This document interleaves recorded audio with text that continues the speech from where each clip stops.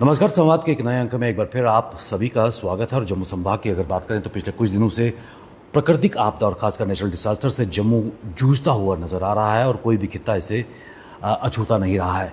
जम्मू शहर की अगर बात करें तो लगातार जो तस्वीरें नज़र आ रही हैं वो डराने वाली हैं, क्योंकि पूरा जम्मू जो फ्लैश फ्लड्स की अगर बात करें, क्लाउड बर्स्ट की सिचुएशन, चाहे हम रियासी की बात करें, उधमपुर की बात करें, रामबन, महोर, जम्मू और आज के आसपास की बात करें, तो पूरी एक तबाही का मंजर नज़र आ रहा है। और जम्मू को दोबारा एक बार खड़े होने के लिए काफ़ी समय लगेगा और इस झटके को जम्मू कश्मीर का हर आवाम महसूस करता जा रहा है। लेकिन क्या इन चीज़ों को हम टाल सकते थे, या क्या अगर बेहतर ढंग से प्लानिंग होती तो परिणाम अच्छे आते और जो डिज़ास्टर की डैमेज हुई है उसकी इंटेंसिटी को कम किया जा सकता था?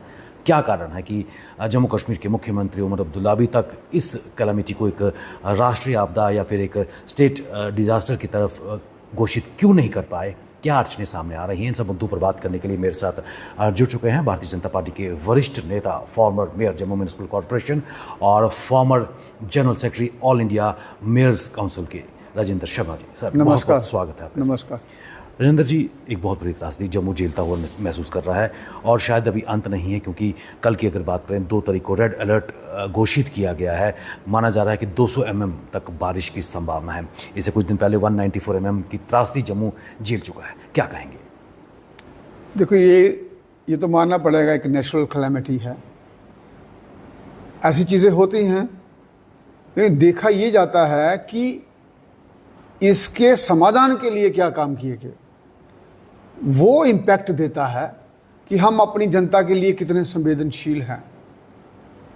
और उसके लिए पैशन चाहिए और उसके लिए ये तड़प चाहिए कि ये लोग मेरे अपने हैं और मुझे इनके लिए काम करना है दिन रात और सभी समस्याओं का समाधान निकालना है।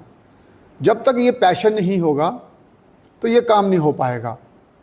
मैं देखता हूँ उमर साहब कुछ उखड़े उखड़े से दिख रहे हैं और उनमें वो तड़प नहीं दिख रही। उसके कई कारण हो सकते हैं, लेकिन मैं उनको इंथ्यूजियास्टिक नहीं देख रहा हूँ।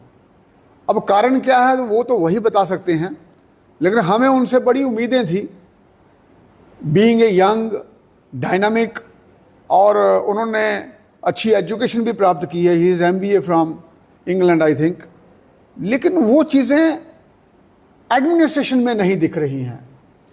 तो उनको ये देखना चाहिए कि since he is at the helm of affair and he must do out of box solutions so that the public feel relief.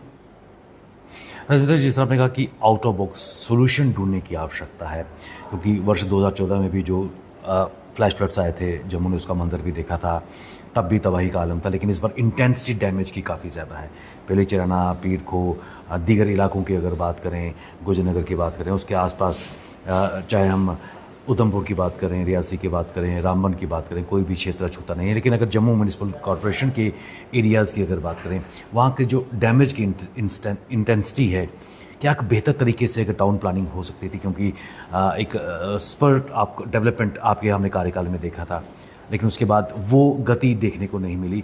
कि अगर बेहतर ढंग से टाउन प्लानिंग की जाती तो इस डिजास्टर्स की डैमेज को कम किया जा सकता था। देखो, मैं अभी उस चीज़ पे फोकस नहीं करूँगा कि हमें कैसा क्या करना चाहिए था। अभी जो प्रॉब्लम आई है उसको कैसे रिजॉल्व कर सकते हैं, हमें उस पर ज़्यादा फोकस करना चाहिए। और उसमें मेरा ये मानना है, देखिए पूरे यहाँ म्यूनिसिपल कॉरपोरेशन के एरिया में 1000 से ज़्यादा घर नहीं हैं जिनको क्षति पहुंची है। मीन्स जो ऐसा हो सकता है कि उनको खाने के लिए भी कुछ ना हो, तो इमीडिएटली हम 10-10 हज़ार रुपये उनको दे सकते हैं कि अपना घर का चूल्हा जलाओ और अपने खाने पीने का प्रबंध करो। तो मुझे लगता है ये बहुत बड़ा रिलीफ होगा उन लोगों के लिए। और दूसरा, जिनके घर में स्लज गया है, मड गया है, उनको हम 5-5 हज़ार रुपया दे दें कि आप खुद इसकी सफाई करा लो। नहीं तो होगा क्या, मैं जानता हूं अपनी व्यवस्था को, ये हमने 1.5 करोड़ में सारा काम खत्म कर दिया। इसी 1.5 करोड़ के पीछे इन्होंने 400 करोड़ रुपया रिलीज कराना है। क्योंकि अभी देखो, जहां कॉरपोरेशन की गाड़ियां लगेंगी, एम्प्लॉयज लगेंगे, और नाला गैंग लगेगा, उसकी अगर ओवरऑल कॉस्ट निकालेंगे वो कहीं ज़्यादा आएगी। और किसी व्यक्ति को सीधे ही आप 5,000 रुपये दे दोगे, भाई आपको करवा लो। और वैसे भी मैं कहता रहा हूं, corporation should act as a supervising and controlling authority, not as a executing authority. Very true. तो हम अभी एग्जीक्यूट करते हैं खुद ही, वो कॉरपोरेशन का काम नहीं है। उससे क्या कॉरपोरेशन को लॉस होता है। मैं आपको एग्जांपल के तौर पे बताता हूं, कहीं भी किसी घर में सफाई कराएंगे तो 20 लेबर लगेंगे, 10 उसको पिक करने के लिए और जो लेडीज हैं उसको गाड़ी में डालने के लिए। तो 20 लेबर के लिए हमने 350 रुपया देना है एक लेबर की कास्ट। ये समझ लो कि रफली 3,500 या 3,500 रुपया हो गया। ये टिप्पर वाले का किराया है, वो भी लगा लो आप 3,000 रुपया। फिर उसने फेरीज लगानी है, उसके बाद सुपरवाइजर है, निगरान है, हेल्थ ऑफिसर है, कितने लोगों की सैलरी लगाओगे? इतने का मलबा वहां से नहीं उठेगा। तो उससे चाहे उसी घर वाले को दे दो 5,000 रुपया, और जिसका ज्यादा है कुछ प्रॉब्लम उसको 10,000 रुपया दे दो, वो उसको खुद मैनेज कर लेंगे और इमीडिएट रिलीफ है। इन चीजों में हमको वेट नहीं करना है कि हम 10 दिन के बाद रिलीफ देंगे, 20 दिन के बाद देंगे, 30 दिन के बाद देंगे, इमीडिएट रिलीफ। और जितने अभी हमारे एमएलएज हैं सिटीज के, बाहर की मैं बात नहीं करूंगा, अगर हमें 1.5 करोड़ की जरूरत है तो वो तो किसी को भी बोलेंगे, वो पैसा इकट्ठा हो जाएगा, तो इमीडिएटली हम बांट सकते हैं। इररिस्पेक्टिव ऑफ ये देखिए कि कौन सा एरिया क्या है या कौन सा एमएलए किस पार्टी से जीता है। इस वक्त पार्टी और बाकी चीजें नहीं देखनी है, इस वक्त देखना है कि जनता की कैसे भलाई हो सकती है। तो इमीडिएटली रिलीफ मिलेगा उनको। और दूसरा क्या है, मैं आपको ये बताना चाहता हूं कि जो ब्यूरोक्रेसी है सबसे ज्यादा गड़बड़ ये करते हैं। कैसे? पॉलिटिकल पार्टीज तो चेंज होती रहती हैं, एक आएगी दूसरी जाएगी, लेकिन ये ब्यूरोक्रेट तो वही हैं। अब आप ये देखो, जो हमारा जल शक्ति मिशन का पैसा था 2021-22 में 604 करोड़ रुपया रिलीज हुआ था, और 2022-23 में 1439 करोड़ रिलीज हुआ, और 23-24 में 3267 करोड़ रिलीज हुआ, और 24-25 में 633 करोड़ रिलीज हुआ। तो टोटल हो गया ये 5,943 करोड़। ये पैसा कहां गया ये? और जो इसके एडमिनिस्ट्रेटिव सेक्रेटरी हैं शलीन काबरा जी, क्या किया उन्होंने? आज उनको कोई पूछ नहीं रहा। देखो, कोई भी आदमी होगा, मंत्री होगा, चीफ मिनिस्टर होगा, वो कहेगा भाई मेरे प्लान में ये है कि इतना पैसा हम इस स्कीम के लिए खर्च करेंगे। तो प्लान किसने बनाया? जो टेक्निकल एक्सपर्ट होगा। अब हमने टेक्निकल एक्सपर्ट कौन हायर किए हुए हैं? कमिश्नर सेक्रेटरीज, एडमिनिस्ट्रेटिव सेक्रेटरीज, अभी कई एडिशनल चीफ सेक्रेटरीज हैं, उनको हायर किया है। अगर वो प्लान फिजिबल नहीं होता है तो who is responsible? It is not the leader, it is that technical person who has not made this plan feasible. तो हम क्या करेंगे? हम कहेंगे ए खराब है, बी खराब है, और जिसने असली में खराब किया उसको पूछेगा कोई नहीं। And they are very smart. जिसकी गवर्नमेंट आएगी उसके साथ में जुट जाएंगे, और मेन तबाही करने वाले यही हैं। और इनको पूछना चाहिए कि ये जो अभी 6,000 करोड़ रुपया हमने खर्च किया, सेंटर ने दिया, मोदी साहब ने दिया, और यहां जो पिछले 5 साल में आपने कौन सा प्लान बनाया जिसके कारण आज पूरे जम्मू शहर की पूरी पानी की व्यवस्था ही ध्वस्त होगी? तो ये ऐसे प्रश्न हैं जिसमें हमें संज्ञान लेना पड़ेगा।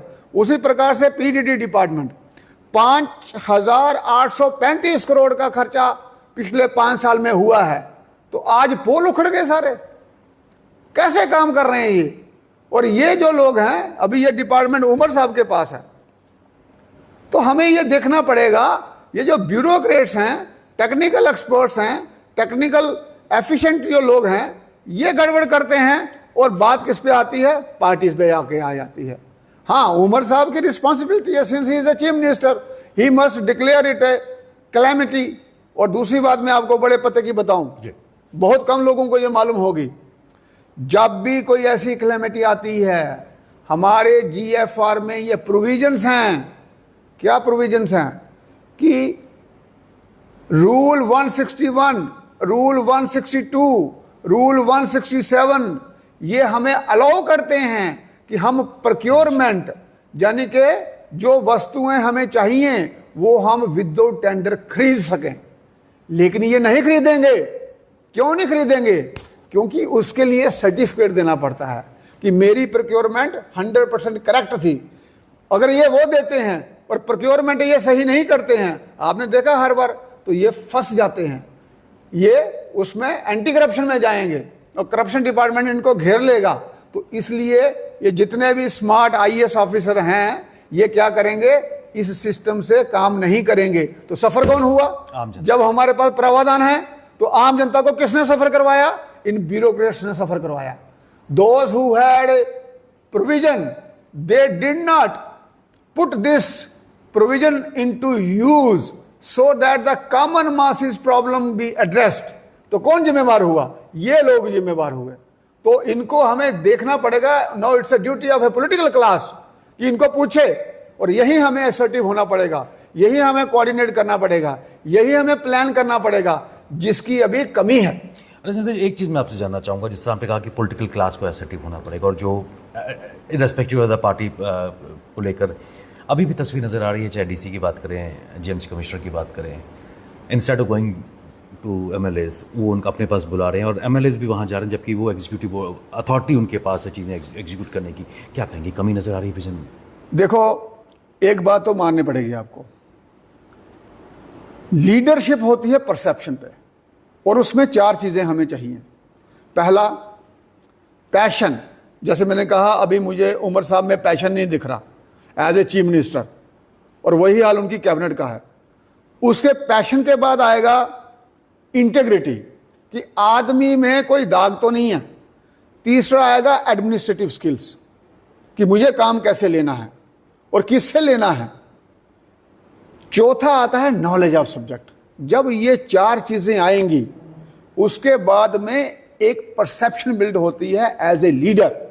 जब इसमें कहीं भी कमी होगी तो फिर आपको डीसी के साथ में ही खड़े होना है, फिर कमिश्नर ही आपकी मीटिंग लेगा, विडम्बना है ये, और फिर आपकी सुनवाई भी नहीं होगी। तो ये तो लीडर को पहले ये 4 चीजें चाहिए, और उसके बाद में आपकी परसेप्शन बनेगी। वो किससे बनेगी? आपकी डीड से बनेगी। वो कब होगी? जब आपकी परसेप्शन होगी। जब परसेप्शन नहीं होगी, फिर लोगों में होप जनरेट नहीं होगी, तो फिर लोग आपके साथ क्यों जुड़ेंगे? तो दिस इज अ प्रॉब्लम। तो लेकिन इसको हमें समाधान के साथ क्या करना है? अभी उमर साहब की ये रिस्पॉन्सिबिलिटी है, he should call these officers and put a question to them, what you have done for the last 5 years? आपने क्या किया है? आज पूरा जम्मू और कश्मीर में यह हाहाकार क्यों मचा हुआ है? अब मैं आपको एक एग्जांपल देता हूं, इसको आप एनालाइज करो। जब कोविड था, पूरे जम्मू शहर में घर घर खाना पहुंचाया गया था, वैक्सीनेशन हुई थी, मेडिसिन दी गई थी, लेकिन कोई हाहाकार नहीं था। आज क्यों? कारण उसका यह है, जो कॉरपोरेटर्स हैं उनको इन्वॉल्व नहीं किया गया है। They are the real backbone of a Jammu city, because they know each and everybody in his ward, किसको क्या प्रॉब्लम है, किसकी क्या दुर्दशा है।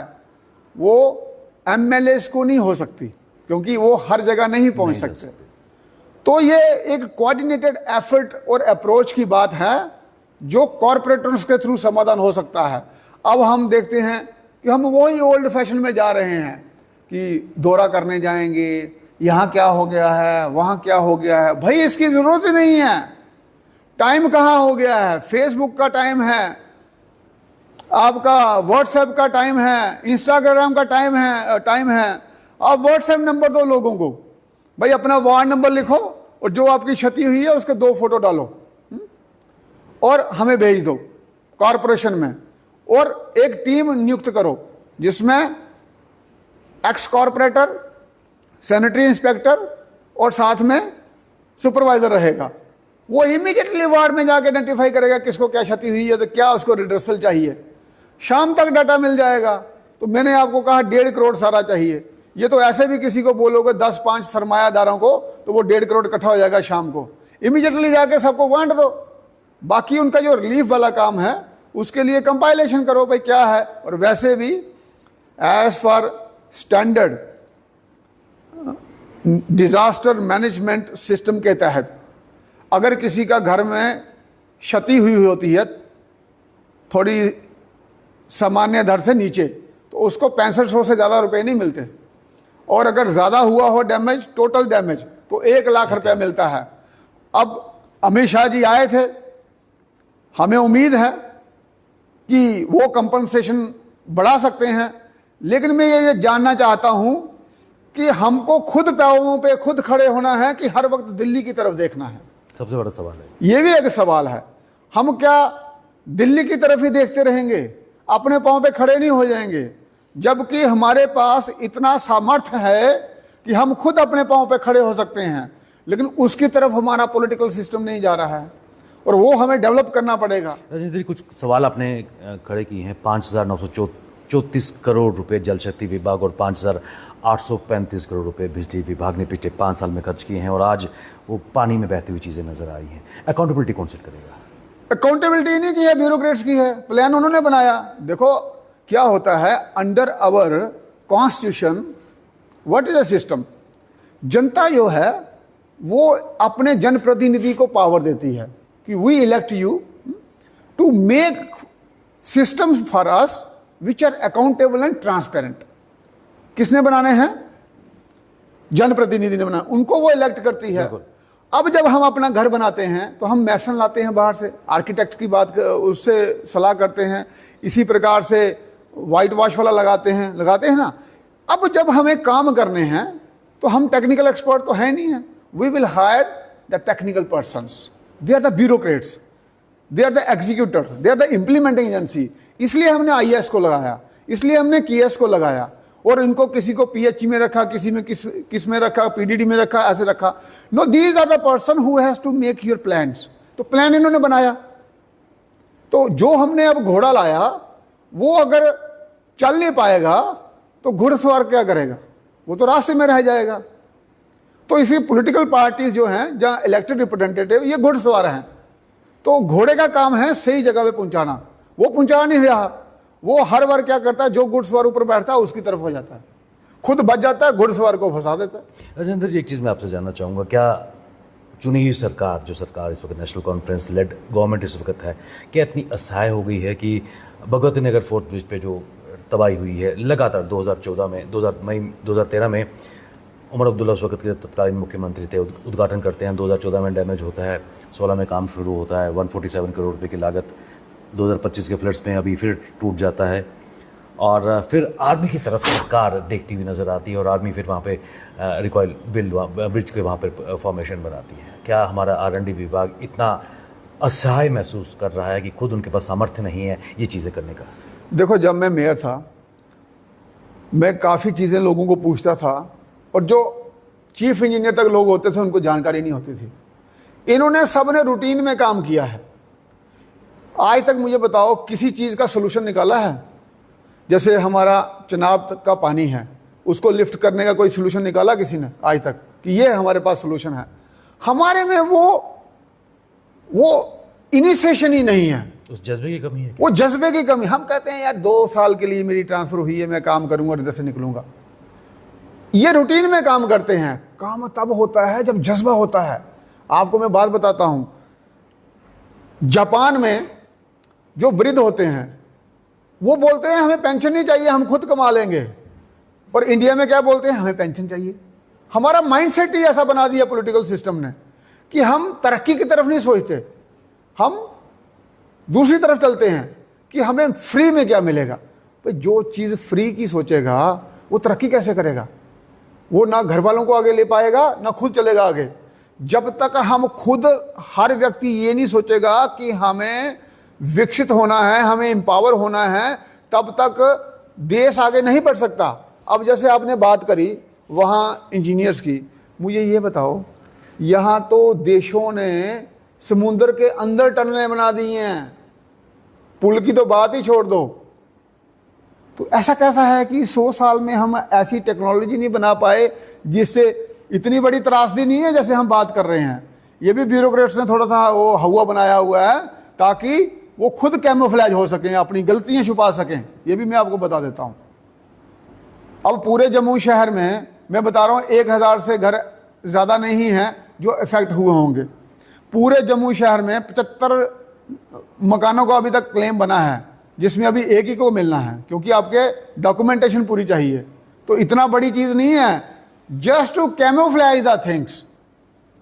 ये इन्होंने इसको बड़ा चढ़ा के कर दिया खड़ा। और आपकी इंजीनियरिंग 100 साल तक इतनी डेवलप नहीं हो पाई, तो फिर हमने किया क्या। और दूसरा क्या है, अभी कुछ सालों में एक ट्रेंड आ गया जम्मू में, खासकर जितने भी कॉन्ट्रैक्ट हैं वो बड़ी फर्म ले लेती है कोई। उसके बाद वो क्या करते हैं, इधर के कॉन्ट्रैक्टर को सबलेट कर लेते हैं। तो जिसको मैंने सबलेट किया उसको एक्सपीरियंस ही कोई नहीं है। लिया मैंने अपना पूरा इंफ्रास्ट्रक्चर बताया, मेरे पास ये टेक्निकल कंसल्टेंसी है, ये है, वो है, लेकिन मैंने किसी को सबलेट कर दिया, उसके पास कुछ भी नहीं है। तो वो क्या स्टैंडर्ड बनाएगा, क्या क्वालिटी बनाएगा। और जितने हमारे टेंडर हैं 35-35, 40% डाउन जाते हैं। तो मुझे ये बताओ, जहां तो उसको हमने एग्जैजरेट करके एस्टिमेट बनाया, जहां हम वहां क्वालिटी नहीं लगाने वाले। दोनों में से एक बात तो होगी, लेकिन चेक कर रहा है कोई। जब मैं मेयर था मैंने इसको चेक किया था कॉरपोरेशन में। मैंने कहा जो कम रेट पे डालेगा उसको पेनल्टी लगेगी, और जिसने 15 दिन में काम नहीं शुरू किया उसको ब्लैक लिस्ट करेंगे। तो ये कुछ चीजें हैं जिसपे हमें संज्ञान लेने की जरूरत है। और इमीडिएट डिसीजन इमीडिएट चाहिए, वो डिसीजन नहीं हो रहा। और जैसे मैंने आपको बताया, अगर आप में विल है आप आउट ऑफ बॉक्स सोल्यूशन निकालते हैं। अगर आप में विल है लोग भी आपके साथ चलते हैं। अगर आप में विल है लोग आपको सहायता करने के लिए भी तैयार हो जाते हैं। तो it's a question of only will power, it's a question of belongingness कि ये मेरे लोग हैं, मुझे इनके लिए काम करना है। वो जब तक नहीं होगा सोल्यूशन नहीं निकलेंगे। और कोई भी सच्चे मन से काम किया हो उसका सोल्यूशन निकलता ही निकलता है। तो इररिस्पेक्टिव ऑफ पॉलिटिकल क्लास हमें काम करना चाहिए। बाकी लोगों में छोड़ो, उन्होंने क्या करना है क्या नहीं करना है, किसको वोट देना है किसके नहीं करना। हाँ, क्योंकि अब रिस्पॉन्सिबिलिटी तो चीफ मिनिस्टर की बनती है, because he is at the helm of affair. तो हम तो यही कहेंगे कि उनमें अभी इंथ्यूजियाज्म की कमी है और उसके कारण लोगों को ये सब देखना पड़ रहा है। राजेंद्र, बहुत बहुत शुक्रिया, आपने अपना कीमती समय निकाला। और खासकर जम्मू में जो फ्लड्स के बाद जो सिचुएशन आई है, आम जनता प्रभावित होती नजर आई है। लेकिन जिस तरह आपने कहा कि जम्मू कश्मीर के मुख्यमंत्री उमर अब्दुल्ला कहीं ना कहीं एक पैशन की कमी नजर आ रही है।